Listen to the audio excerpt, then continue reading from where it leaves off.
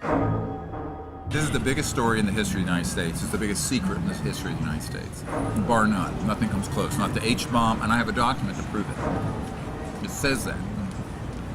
That is the biggest secret. Yes. That it was more tightly controlled than even the H-bomb being developed. I have that document. Are you afraid for your life? Afraid for your life? Afraid for your life?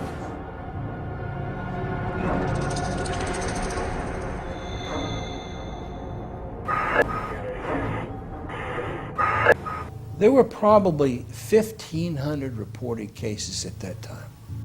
And they were going somewhere in the neighborhood of 11 to 14,000 miles an hour. It just flew right over me.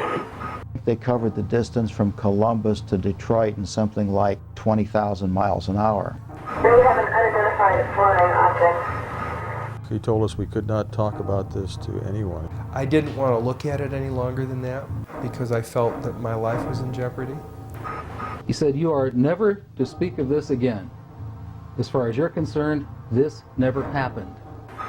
My name is Dr. Steven Greer. I am the director of the Disclosure Project, which is a project of the Center for the Study of Extraterrestrial Intelligence. They estimated 100 yards from the left wing was this 100-foot disc. So it would go from 1 o'clock, 7 or 8 miles to 6, 7 o'clock, 7 or 8 miles inside of 4 or 5 seconds. You have to be moving pretty quickly. Once they started moving, they went straight up, for a while, and then they went zap. Then it just sort of disappeared. It dematerialized.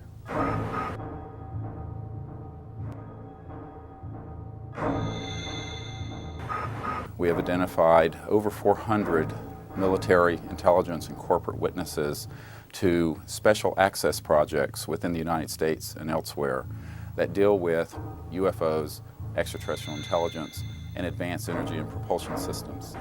While I was there, we saw living, dead bodies of entities that were not born on this planet. 3 or 5 extraterrestrial bodies, yes. One was alive, partially alive at the time that this happened, and I do not know what may have happened to him after that. Measures have been taken by agencies to terminate people who appear to be inconvenient or troublesome through knowing too much. You never saw this. I don't exist, and this situation never happened. We can establish now that we are not alone. It can be proven that there are technologies which could give us a new and sustainable civilization.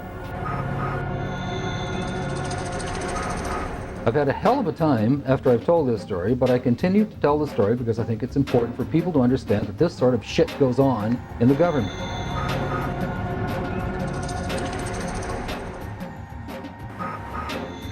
If you're not willing to put your neck out for something this important, universal peace, interplanetary relations, new civilization that has no pollution, free energy, abundance for elimination of poverty in the world, if you're not willing to take a risk for that, you don't have a soul. I mean, you're not worthy of breathing the free air of Earth. I believe God wants this known. I believe the cosmos wants this known. It still bothers me that I've seen all this, I know all this, and I'm walking around like with the answer and nobody wants to ask the question. There's no force on this planet that'll keep me from speaking the truth. They'll have to carry me out feet first in a coffin before I'll shut up about the truth here. It's a truth that the entire world has to be informed about.